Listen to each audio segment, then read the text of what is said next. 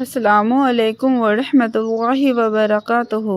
میرے پیارے ناظرین، آپ سبھی کا میرے چینل میں ایک بار پھر سے خوش آمدید۔ آج کا واقعہ، اللہ پاک نے حضرت عزیر رحمۃ اللہ علیہ کو 100 سال تک سلایا اور پھر زندہ کیا۔ آج کا واقعہ، قیامت میں اللہ تعالیٰ کی قدرت کے کرشمے ہمیشہ دکھائی دیتے ہیں، جس سے اللہ تعالیٰ کی قدرت اور جلال کا پتہ چلتا ہے۔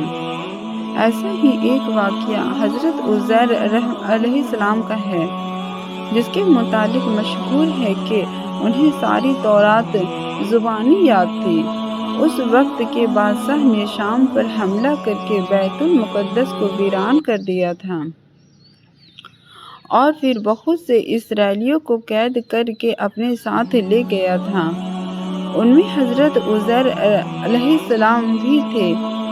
کچھ مدت بعد دوبارہ رہائی ہوئی، پھر وہ واپس اپنے وطن جا رہے تھے کہ راستے میں ایک اجاڑ ہوا شہر دیکھا، جو اس وقت کے بادشاہ کے نتیجے میں ویران ہوا تھا۔ اسے دیکھ کر اپنے دل میں یہ خیال آیا کہ اللہ تعالیٰ اس بستی کو کیسے اور کب آباد کرے گا؟ کیا یہ ممکن ہے کہ اس بستی کی رونق دھمک اپنی پرانی حالت میں آ جائے گی؟ اس وقت آپ عزیر علیہ السلام ایک گدھے پر سوار تھے اور اس وقت آپ کے ساتھ کچھ سامان بھی تھا۔ اس خیال میں آتے ہی اللہ تعالیٰ نے آپ کی روح قبض کر لی اور پورے 100 سال موت کی نیند سلا دیا۔ انہیں پھر دوبارہ زندہ کر کے پوچھا کہ اے عزیر علیہ السلام، تم کتنی مدت اس خیال میں پڑے رہے ہو؟ اب عزیر علیہ السلام کے پاس سورج کے سوا اس وقت معلوم کرنے کا کوئی دوسرا راستہ نہیں تھا۔ جب جا رہے تھے تب پہلا پہر تھا اور اب دوسرا پہر، یہی بس اس دن کا کچھ حصہ، یا ممکن ہو کہ دوسرا دن ہو۔ اس سے زیادہ انسان کبھی نہیں سوتا۔ اللہ تعالیٰ نے فرمایا، دیکھو تم 100 سال یہاں پڑے رہے ہو، اللہ پاک کی کرشمہ کو دیکھیے۔ جب حضرت عزیر علیہ السلام نے اپنے بدن اور جسمانی حالت دیکھی تو فرمایا کہ یہ ممکن نہیں ہے، یہ تو وہی دن ہے جو کچھ مجھ پر نینداری ہوئی تھی۔ لیکن جب اپنے گدھے کی طرف دیکھا تو اس کی ہڈیاں تک پوشیدہ ہو گئی تھی۔ اللہ پاک کا جلال دیکھیے تو سمجھے کہ واقعی 100 سال ہو گئے ہیں۔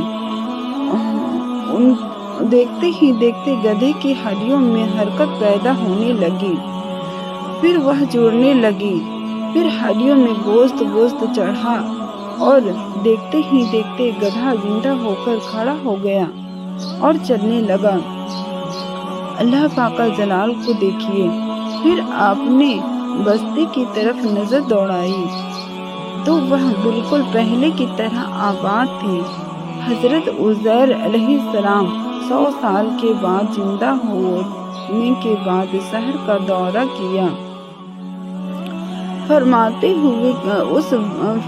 ہیں کہ اس وقت اس جگہ پہنچ گئے جہاں 100 سال برس پہلے آپ کا مکان تھا۔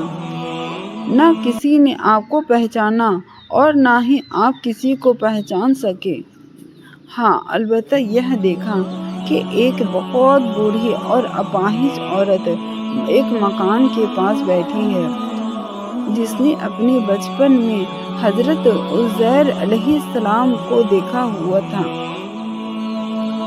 آپ نے اس سے پوچھا، کیا یہ عزیر علیہ السلام کا مکان ہے؟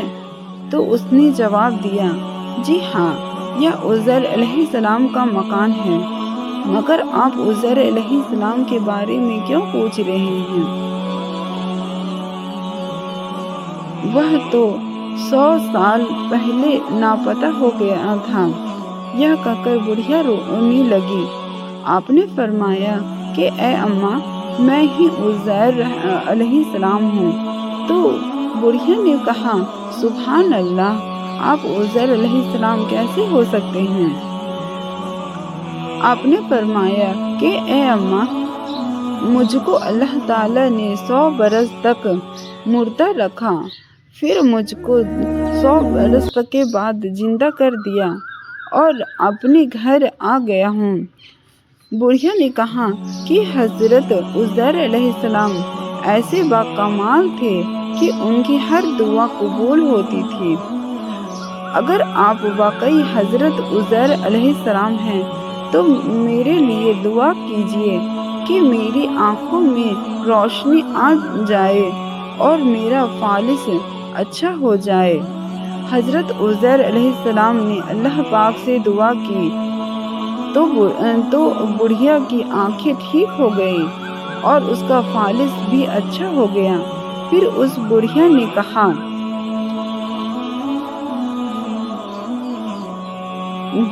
اور دیکھا، غور سے آپ کو دیکھا اور پہچان لیا اور بول اٹھی کہ میں شہادت دیتی ہوں کہ آپ یقیناً حضرت عزیر علیہ السلام ہی ہیں۔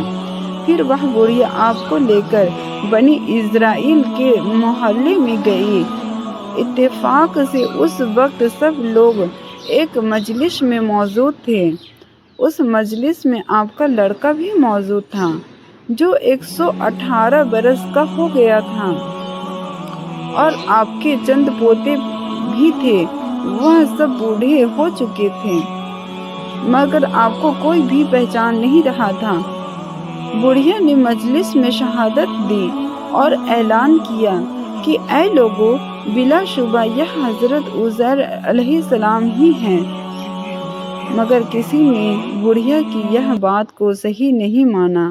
اتنے میں اس کے لڑکے نے کہا کہ میرے باپ کے دونوں کندھوں کے درمیان ایک کالے رنگ کا مچھا ہے جو چاند کی شکل کا تھا۔ چنانچہ آپ نے اپنا کرتا اتار کر دیکھا تو وہ مچھا موجود تھا۔ اللہ پاک کی شان کو دیکھیے۔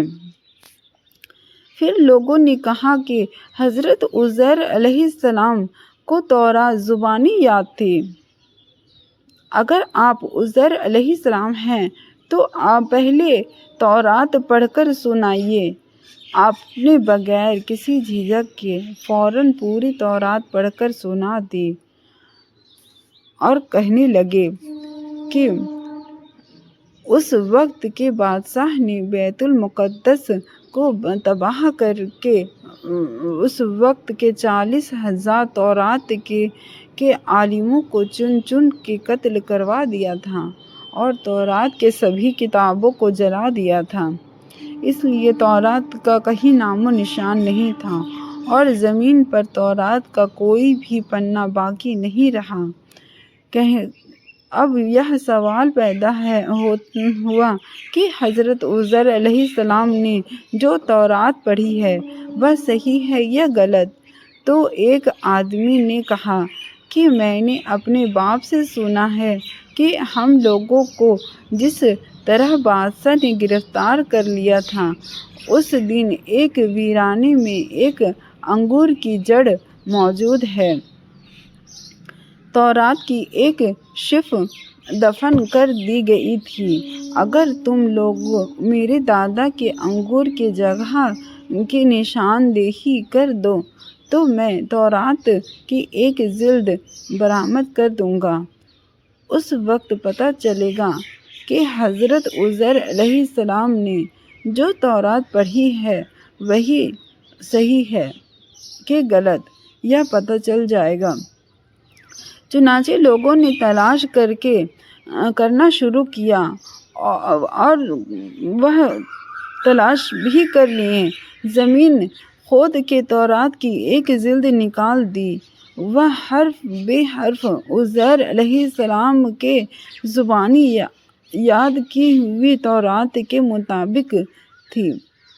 یہ عجیب و غریب اور حیرت انگیز مناظرہ دیکھ کر سب لوگوں نے ایک ساتھ ہو کر یہ کہنا شروع کر دیا کہ بے شک آپ عزیر علیہ السلام ہی ہیں،